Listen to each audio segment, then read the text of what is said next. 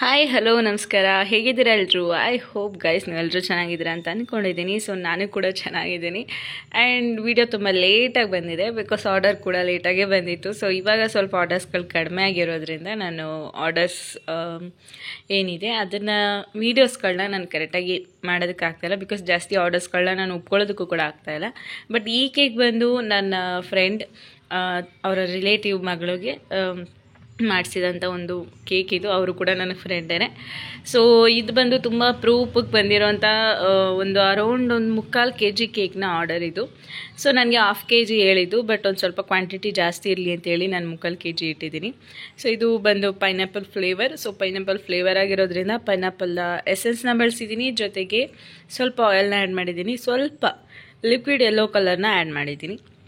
So ಅದಾದಮೇಲೆ ಸ್ವಲ್ಪ ನೀರನ್ನ ಆ್ಯಡ್ ಮಾಡ್ತಾ ಒಂದೊಳ್ಳೆ ಬ್ಯಾಟರ್ನ ನಾನಿಲ್ಲಿ ರೆಡಿ ಮಾಡ್ಕೊತಾ ಇದ್ದೀನಿ. ಸೊ ಬ್ಯಾಟರ್ನ ರೆಡಿ ಮಾಡಬೇಕಾದ್ರೆ ಯಾವುದೇ ಕ್ವಾಂಟಿಟಿನೂ ಕೂಡ ಹೆಚ್ಚು ಕಡಿಮೆ ಮಾಡದೇ ಇರೋ ರೀತಿ ನೀಟಾಗಿ ಆ್ಯಡ್ ಮಾಡಿದ್ರಿಂದ ಬ್ಯಾಟರ್ ಕೂಡ ಚೆನ್ನಾಗುತ್ತೆ, ಹಾಗೆ ಸ್ಪಾಂಜ್ ಅಂತೂ ಆರಾಮಾಗಿ ಚೆನ್ನಾಗುತ್ತೆ, ತುಂಬ ಒಳ್ಳೆ ಟೇಸ್ಟ್ ಕೂಡ ಬಂದಿರುತ್ತೆ ಅನ್ನೋದಕ್ಕೋಸ್ಕರ. ಹಾಗೆ ಈಗ ಬ್ಯಾಟರ್ ರೆಡಿ ಇದೆ, ಅದನ್ನು ನಾನೊಂದು ಕೇಕ್ ಟಿನ್ಗೆ ಇಲ್ಲಿ ಟ್ರಾನ್ಸ್ಫರ್ ಮಾಡ್ಕೊತಾ ಇದ್ದೀನಿ. ಅರೌಂಡ್ ಇದೊಂದು 6.5 ಇಂಚಸ್ ಇರೋವಂಥ ಒಂದು ಕೇಕ್ ಟಿನ್ ಇದು. ಸೊ ಇದಕ್ಕೆ ನಾನು ಸಂಪೂರ್ಣ ಬ್ಯಾಟರ್ನ ನಾನು ಇಲ್ಲಿ ಟ್ರಾನ್ಸ್ಫರ್ ಮಾಡ್ಕೊಂಡಿದ್ದೀನಿ. ಸೊ ಬ್ಯಾಟರ್ನ ನಾನು ಇವಾಗ ಟ್ರಾನ್ಸ್ಫರ್ ಮಾಡ್ಕೊಂಡಾದಮೇಲೆ ಇದನ್ನು ನೀಟಾಗಿ ಇವನ್ನಾಗಿ ಈ ರೀತಿ ಸ್ಪ್ಯಾಚುಲದಿಂದ ಸ್ಪ್ರೆಡ್ ಮಾಡ್ಕೊತೀನಿ. ಆ್ಯಸ್ ಇಟ್ ಈಸ್ ನಾನು ತುಂಬ ವೀಡಿಯೋಗಳಲ್ಲಿ ಹೇಳಿದ್ದೀನಿ, ಸೊ ರಿಪೀಟ್ ಮಾಡೋದಕ್ಕೆ ಇಷ್ಟಪಡಲ್ಲ. ಸೊ ಇದನ್ನು ನೀಟಾಗಿ ಟ್ಯಾಪ್ ಮಾಡಿ ಇದನ್ನು ಒಂದು ಪಾತ್ರೆಗೆ ನಾನು ಇದನ್ನು ಟ್ರಾನ್ಸ್ಫರ್ ಮಾಡ್ಕೊಂಡಿದ್ದೀನಿ.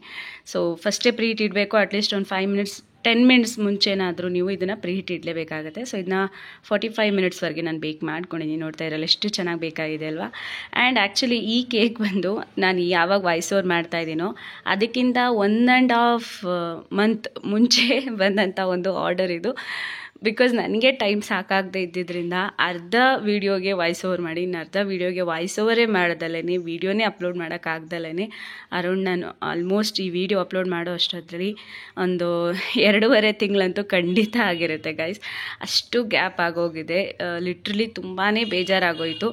ಏನಕ್ಕೆ ಗ್ಯಾಪ್ ಆಯಿತು, ಯಾಕೆ ಇಷ್ಟೊಂದು ಡಿಸ್ಟೆಂಟ್ ಆಗೋಯಿತು, ಪೂರ್ತಿ ವೀಡಿಯೋಗಳು ಬರೋದಕ್ಕೆ ಇಷ್ಟು ಲೇಟ್ ಯಾಕಾಯಿತು ಅನ್ನೋದನ್ನು ಯಾವಾಗಲಾರು ಒಂದು ವಿಡಿಯೋ ಸಪ್ರೇಟಾಗಿ ಮಾಡಿ ನಾನು ನಿಮಗೆ ತಿಳಿಸ್ಕೊಡ್ತೀನಿ. ಬಟ್ ಇವಾಗ ಬಂದು ನಾನಿಲ್ಲಿ ಕೇಕ್ ವಿಡಿಯೋನ ಮಾಡ್ತಾ ಇರೋದ್ರಿಂದ ಸೊ ನಾನಿಲ್ಲಿ ಕೇಕ್ ಬಗ್ಗೆ ನಾನು ನಿಮಗೆ ಡೀಟೇಲಾಗಿ ಹೇಳ್ತಾ ಹೋಗ್ತೀನಿ. ತುಂಬ ಸಲ ನಾನು ತುಂಬ ವೀಡಿಯೋಗಳಲ್ಲಿ ಎಲ್ರಿಗೂ ಹೇಳಿರೋದಿದೆ, ನೀವು ಲೇಯರ್ಸ್ಗಳನ್ನ ತುಂಬಾ ನೀಟಾಗಿ ಮಾಡ್ಕೊಳ್ಬೇಕಾಗತ್ತೆ. ಬಿಕಾಸ್ ಲೇಯರ್ಸ್ಗಳೇನಿದೆ, ನೀವು ಎಷ್ಟು ನೀಟಾಗಿ ಲೇಯರ್ಸ್ನ ಕಟ್ ಮಾಡ್ಕೊತೀರೋ ಅಷ್ಟೇ ನೀಟಾಗಿ ನೀವೊಂದು ಸ್ಪಾಂಜನ್ನ ಅಸೆಂಬಲ್ ಮಾಡ್ಕೊತಾ ಹೋಗ್ಬೋದು. ಒಂದು ಕೇಕ್ ಅಸೆಂಬಲ್ ಏನಿದೆ ಅದು ಪ್ರಾಪರಾಗಿ ಬರೋದಕ್ಕೆ ನಮಗೆ ಹೆಲ್ಪ್ ಆಗುತ್ತೆ. ಆ್ಯಂಡ್ ನಾನಿಲ್ಲಿ ಫಸ್ಟ್ ಲೇಯರ್ ಅಂದರೆ ಬಾಟಮ್ ಲೇಯರ್ನ ಉಲ್ಟಾ ಮಾಡಿ ಇಡ್ತಾ ಇದ್ದೀನಿ. ಸೊ ನೀವು ಬೇಕಿದ್ರೆ ನಿಮ್ಮ ಒಂದು ಕೇಕ್ ಟಿನ್ ಏನಿದೆ ಅದರ ಎಡ್ಜಸ್ ಏನಿದೆ ಶಾರ್ಪ್ ಇದ್ದರೆ, ಬಾಟಮ್ ಎಡ್ಜಸ್ ಏನಿದೆ ಶಾರ್ಪ್ ಇದ್ದರೆ ನೀವು ಡೈರೆಕ್ಟ್ ಟಾಪ್ ಪೋರ್ಷನ್ಗೆ ಇಟ್ಕೊಬೋದು.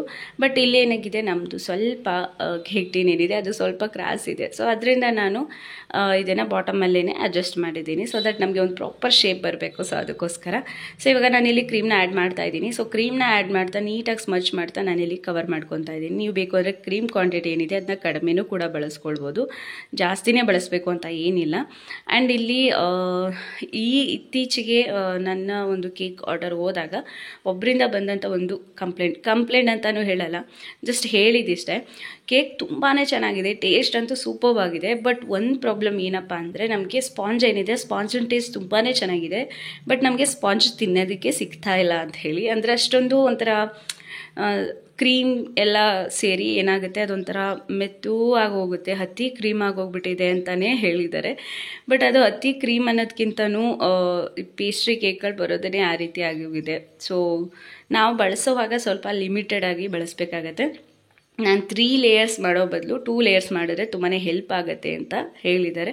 ಸ್ಪಾಂಜ್ ಹೆಚ್ಚಿಗೆ ಕ್ವಾಂಟಿಟಿಲಿ ಕೊಡಿ, ಬಿಕಾಸ್ ಸ್ಪಾಂಜ್ ಏನಿದೆ ಅದರ ಟೇಸ್ಟ್ ತುಂಬಾ ಚೆನ್ನಾಗಿರುತ್ತೆ. ಸೊ ಅದಕ್ಕೋಸ್ಕರ ಸ್ಪಾಂಜ್ ಕ್ವಾಂಟಿಟಿ ಚೆನ್ನಾಗಿರಲಿ ಅಂತಲೇ ಹೇಳಿದ್ದಾರೆ. ಸೊ ನೆಕ್ಸ್ಟ್ ಆರ್ಡರ್ ಬಂದಾಗಲೂ ಕೂಡ ಅವ್ರಿಗೆ ಅದೇ ರೀತಿ ಬೇಕು ಅಂತಲೇ ಹೇಳಿ ಮೊದಲೇ ಹೇಳ್ಬಿಟ್ಟಿದ್ದಾರೆ. ಸೊ ಈ ರೀತಿ ಆಗಿದೆ, ಈ ರೀತಿ ಒಂದು ವಿಷಯ ನನಗೆ ಕೇಳ್ಪಟ್ಟಿದೆ. ಸೊ ಅದರಿಂದ ನಾವು ಮಾಡಬೇಕಾದ್ರೆ ನಿಮಗೆ ಸ್ಪಾಂಜ್ ಇಷ್ಟ ಆಗೋಂಥವ್ರು ಲೇಯರ್ಸ್ಗಳನ್ನ ಕಡಿಮೆ ಮಾಡಿ 2 ಲೇಯರ್ಸ್ ಮಾಡಿ, ಅಥವಾ ಲೇಯರ್ಸ್ ಮಾಡಲ್ಲ ಅಂತಂದರೆ ಟಾಪ್ ಪೋರ್ಷನ್ ಅಸೆಂಬಲ್ ಅಂದರೆ ನೀಟಾಗಿ ಶೇಪ್ ಕೊಟ್ಕೊಂಡು ಟಾಪ್ ಪೋರ್ಷನಲ್ಲಿ ಕೇಕ್ ಡಿಸೈನ್ಸ್ ಮಾಡ್ಕೊಳ್ಬೋದು.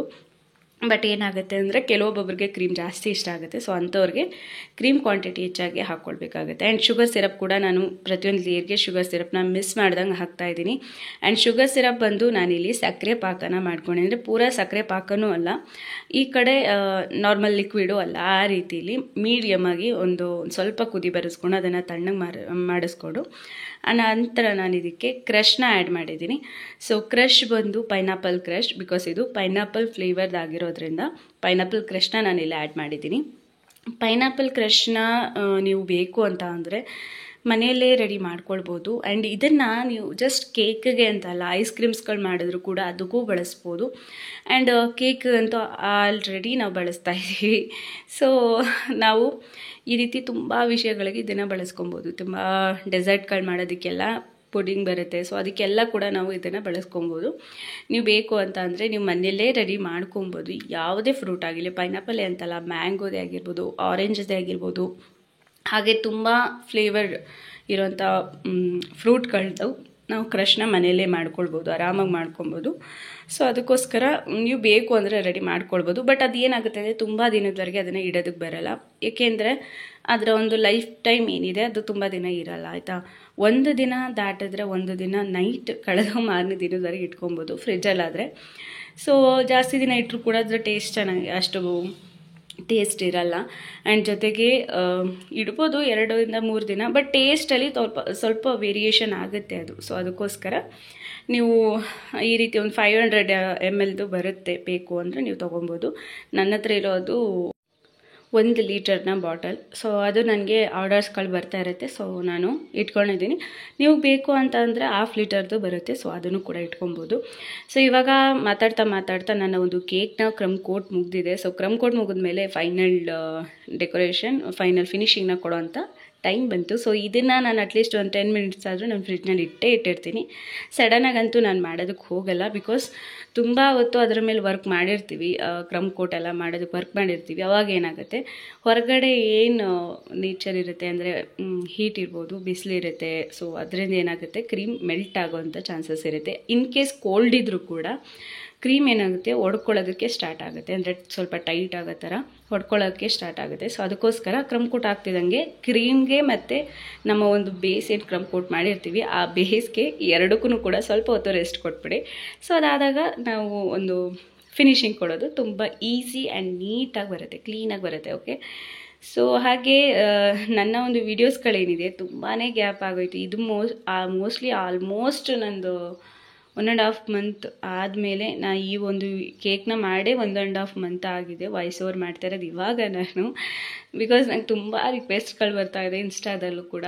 ಸೊ ಯಾಕೆ ವೀಡಿಯೋಸ್ಗಳನ್ನ ಹಾಕ್ತಾಯಿಲ್ಲ ಅಂಥೇಳಿ ತುಂಬ ಬ್ಯುಸಿ ಆಗೋಗಿದೆ. ಒಂದು 4 ತಿಂಗಳ ಗ್ಯಾಪು ತುಂಬಾ ಬ್ಯುಸಿ ಆಗೋಗಿತ್ತು ನನ್ನ ಲೈಫ್. ಸೊ ಅದರಿಂದ ನಾನು ಹಾಕೋದಕ್ಕಾಗ್ತಾಯಿಲ್ಲ. ಬಟ್ ಆದಷ್ಟು ನಾನು ನೆಕ್ಸ್ಟ್ ವೀಡಿಯೋಸ್ಗಳನ್ನ ಹಾಕೋದಕ್ಕೆ ಖಂಡಿತ ನಾನು ಟ್ರೈ ಮಾಡ್ತೀನಿ. ಆ್ಯಂಡ್ ಪ್ಲೀಸ್ ನಾನು ಕಮ್ ಬ್ಯಾಕ್ ಆಗೋಣ ಅಂದ್ಕೊಂಡಿದ್ದೀನಿ. ಸೊ ಪ್ಲೀಸ್ ನನ್ನ ಈ ಒಂದು ಕಮ್ ಬ್ಯಾಕ್ನ ದಯವಿಟ್ಟು ಸಪೋರ್ಟ್ ಮಾಡಿ, ಬಿಕಾಸ್ ನಿಮ್ಮ ಒಂದು ಸಪೋರ್ಟ್ ಇದ್ದರೆ ಈ ಕಮ್ ಬ್ಯಾಕ್ ಕೂಡ ತುಂಬಾ ಫಾಸ್ಟಾಗಿ ಹೋಗುತ್ತೆ ಅಂತ ಅಂದ್ಕೊಂಡಿದ್ದೀನಿ. ಸೊ ಅದಕ್ಕೋಸ್ಕರ ಆ್ಯಂಡ್ ಇವಾಗ ನಾವು ಮಾತಾಡ್ತಾ ಫಿನಿಶಿಂಗ್ಗೆ ಬಂದಿದ್ದೀವಿ. ಸೊ ಕ್ರೀಮ್ನ ಕ್ವಾಂಟಿಟಿ ನೀವು ಟಾಪ್ ಪೋರ್ಷನಲ್ಲಿ ಆಲ್ಮೋಸ್ಟ್ ಒಂದು ಸ್ವಲ್ಪ ಹೆಚ್ಚಾಗೇ ಇಡಿ, ಬಟ್ ಫಿನಿಶಿಂಗ್ ಮಾಡ್ತಾ ಆಲ್ಮೋಸ್ಟ್ ಕ್ರೀಮ್ ಎಲ್ಲ ನಮ್ಮದು ರಿಮೂವ್ ಆಗ್ತಾ ಹೋಗುತ್ತೆ. ಸೊ ಅದರಿಂದ ಒಂದು ಫಿನಿಶಿಂಗ್ ಕೂಡ ಪ್ರಾಪರಾಗಿ ಬರುತ್ತೆ. ಜೊತೆಗೆ ನಮಗೆ ಕ್ರೀಮ್ ಕೂಡ ಜಾಸ್ತಿ ಹಾಕಿದ್ದೀವಿ ಅಂತ ಅನಿಸಲ್ಲ. ಸೊ ಅದಕ್ಕೋಸ್ಕರ ಇನ್ನು ನಾನು ಬ್ರಷ್ನಲ್ಲಿ ಒಂದು ಪೆಟ್ರನ್ನ ಮಾಡ್ಕೊತಾ ಇದ್ದೀನಿ. ನನಗೆ ಆ ಟೈಮ್ನಲ್ಲಿ ನಿಜ ಟೈಮ್ ಇರಲಿಲ್ಲ, ಬಿಕಾಸ್ ಈ ಕೇಕ್ನ ಬಂದು ನಾನು ರೆಡಿ ಮಾಡಿ ಕೊಟ್ಟು ಕಳಿಸ್ಬೇಕಾಗಿತ್ತು. ಅಷ್ಟು ಟೈಮ್ ಇರಲಿಲ್ಲ. ಅದಕ್ಕೋಸ್ಕರ ಫಿನಿಶಿಂಗ್ ಬಗ್ಗೆ ಅಷ್ಟು ಧ್ಯಾನ ವಹಿಸಲಿಲ್ಲ. ಅರ್ಜೆನ್ಸಿನಲ್ಲಿ ನಾನು ಹೇಳಿದಾಗೆ ಈ ಟೈಮಿಂಗ್ಸಲ್ಲಿ ಯಾವಾಗ ಕೇಕ್ನೆಲ್ಲ ಮಾಡ್ತಾಯಿದ್ದೀನೋ ಅವಾಗೆಲ್ಲ ತುಂಬಾ ಬ್ಯುಸಿ ಇದೆ. ಸೊ ಇದರಿಂದ ನಾನು ಆ ಟೈಮ್ನೇ ಕೊಡೋದಕ್ಕಾಗ್ತಾ ಇರಲಿಲ್ಲ. ನನ್ನ ಯೂಟ್ಯೂಬ್ಗೆ ಆಗಿರ್ಬೋದು ಅಥವಾ ಕೇಕ್ಸ್ ವೀಡಿಯೋಗಳಿಗೆ ಆಗಿರ್ಬೋದು ನನಗೆ ಟೈಮ್ನೇ ಕೊಡೋದಕ್ಕಾಗಲಿಲ್ಲ. ಎಷ್ಟೋ ವೀಡಿಯೋಸ್ಗಳು ಕೇಕ್ ವೀಡಿಯೋಸ್ಗಳಾದರೂ ಕೂಡ ನಾನು ವೀಡಿಯೋನ ಅಪ್ಲೋಡ್ ಮಾಡ್ದೇ ಇರೋವಂಥದ್ದಿದೆ. ಇನ್ನೂ ಎಷ್ಟೋ ಸಲ ಕೇಕ್ನ ರೆಡಿ ಮಾಡಿದ್ರು ಕೂಡ ವೀಡಿಯೋನೇ ಮಾಡೋಕ್ಕಾಗದೇ ಇರೋವಂಥ ಸಿಚುವೇಷನಲ್ಲಿ ನಾನು ಕೇಕ್ಸ್ಗಳನ್ನ ರೆಡಿ ಮಾಡಿಕೊಟ್ಟಿದ್ದೀನಿ. ಸೊ ಇದರಿಂದಾಗಿ ನನಗೆ ಅಷ್ಟು ಟೈಮ್ ಸಾಕಾಗಲಿಲ್ಲ. ಸೊ ವೀಡಿಯೋಸ್ನ ಅಪ್ಲೋಡ್ ಮಾಡೋದಕ್ಕೆ, ಎಡಿಟಿಂಗ್ ಎಲ್ಲ ಮಾಡೋದಕ್ಕೆ ಕೂಡ ನಂಗೆ ಟೈಮ್ ಸಾಕಾಗಲಿಲ್ಲ. ಇದರಿಂದಲೇ ನಂಗೆ ತುಂಬಾ ಗ್ಯಾಪ್ ಆಯಿತು. ಆ್ಯಂಡ್ ಆ ಬ್ಯುಸಿ ಏನು ಲೈಫ್ ಇದೆ, ಏನು ಅಷ್ಟೊಂದು ಬ್ಯುಸಿ ಇದೆ ಅಂತ ಅನ್ನೋವಂಥದ್ದನ್ನು ನಾನು ಯಾವುದಾದ್ರು ಒಂದು ವೀಡಿಯೋದಲ್ಲಿ ಖಂಡಿತ ನಿಮ್ಮ ಜೊತೆ ಶೇರ್ ಮಾಡ್ತೀನಿ. ನೀವು ಅದ್ರ ಬಗ್ಗೆ ತಿಳ್ಕೊಬೇಕು ಅಂತಿದ್ರೆ ಇದರಲ್ಲೇ ಒಂದು ಪುಟ್ಟ ವ್ಲಾಗ್ ಥರನೇ ಯಾವುದ್ರಲ್ಲಾದ್ರು ಮಾಡಿ ನಾನು ಅದ್ರ ಬಗ್ಗೆ ತಿಳಿಸ್ತೀನಿ. ಏನಿದೆ ನನ್ನ ಬ್ಯುಸಿ ಸ್ಕೆಡ್ಯೂಲ್, ನನ್ನ ಒಂದು ದಿನದ್ದು ಅನ್ನೋದನ್ನು ನಿಮ್ಮ ಜೊತೆ ಶೇರ್ ಮಾಡ್ತೀನಿ ಖಂಡಿತ. ಸೊ ಇವಾಗ ನಾನು ವಿಶಸ್ನ ಬರಿತಾ ಇದ್ದೀನಿ. ತುಂಬ ಸಿಂಪಲ್ಲಾಗಿ ನಾನು ಈ ಕೇಕ್ನ ರೆಡಿ ಮಾಡಿದ್ದು. ನಾನು ಹೇಳ್ದಾಗೆ ನನಗೆ ಸ್ವಲ್ಪ ಕೂಡ ಟೈಮ್ ಇರಲಿಲ್ಲ. ಸೊ ಅದರಿಂದ ತುಂಬ ಅರ್ಜೆನ್ಸಿನಲ್ಲಿ ತುಂಬ ಸಿಂಪಲ್ಲಾಗಿ ಈ ಒಂದು ಕೇಕ್ನ ರೆಡಿ ಮಾಡಿಕೊಟ್ಟೆ. ಬರ್ತ್ಡೇ ಗರ್ಲ್ ಹೆಸ್ರು ಬಂದು ಖುಷಿ ಅಂತ ಹೇಳಿ.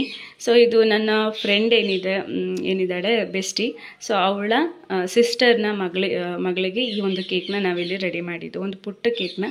ಸೊ ಅದಾದಮೇಲೆ ಒಂದು ಕೋನ್ಗೆ ಪೈಪಿಂಗ್ ಬ್ಯಾಗ್ಗೆ ನಾನೊಂದು ಸಣ್ಣದು ಸ್ಟಾರ್ ನೋಸಲ್ನ ಹಾಕ್ಕೊಂಡು ನೀಟಾಗಿ ಬಾರ್ಡರ್ನ ಮಾಡ್ಕೊಂಡೆ. ಸಿಂಪಲ್ ಬಾರ್ಡರೇನೆ, ಬಿಕಾಸ್ ನಾನು ತುಂಬಾ ನೀಟಾಗಿ ಅಂದರೆ ತುಂಬಾ ಡೆಕೋರೇಟಿವ್ ಆಗಿ ಮಾಡೋದಕ್ಕಾಗಲಿಲ್ಲ. ಎಷ್ಟಾಗುತ್ತೋ ಅಷ್ಟು ನೀಟಾಗಿ ಒಂದು ಕ್ಲೀನಾಗಿ ಕಾಣೋವಂಥ ಒಂದು ಸಿಂಪಲ್ ಕೇಕ್ನ ನಾನು ರೆಡಿ ಮಾಡಿಕೊಟ್ಟಿದ್ದೆ ಅದು.